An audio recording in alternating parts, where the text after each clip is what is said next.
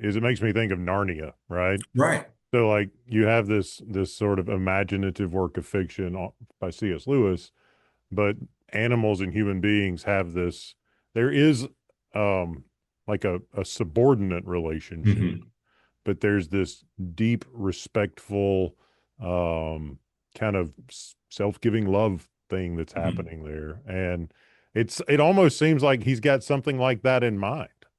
Yeah, yeah. And C.S. Lewis was aware of this particular sermon of Wesley's. So Lewis starts writing the Chronicles of Narnia beginning in 1950. 10 years prior to that, Lewis wrote the book The Problem of Pain. Hmm.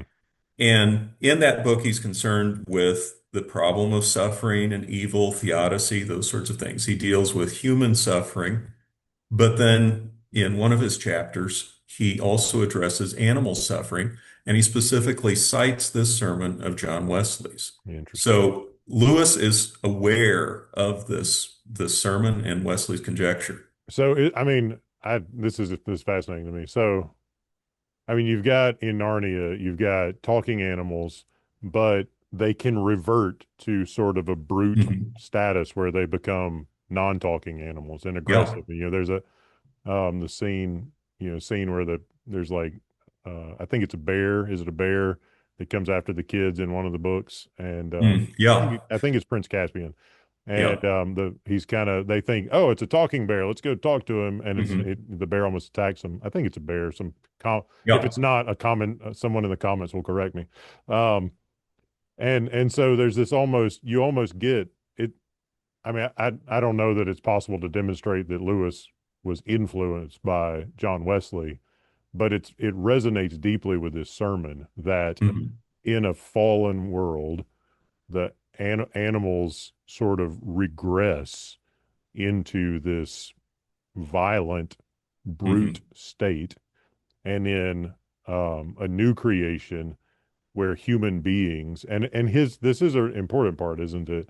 His theological anthropology that human beings have this vice regency Right. role that dignifies the animal world.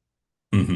Hmm. So, I mean, I don't know. Is there evidence that Lewis was influenced by Wesley in the way he thought of that, or is it just more of a bit of a correlation, or Right. Well, the fact that he specifically cites this sermon of Wesley's yeah, back in his book, The Problem of Pain, and interacts with Wesley's thought there, uh, means that there was some level of influence. that's fascinating. Whether it was conscious or not, by the time he gets, a decade later to writing the Chronicles of Narnia, Yeah.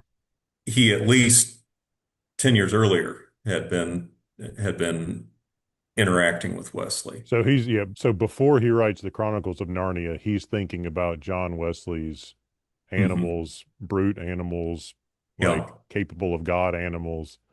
That's Yeah. fascinating. Absolutely fascinating. So that's new to me in this conversation. I'm excited about that.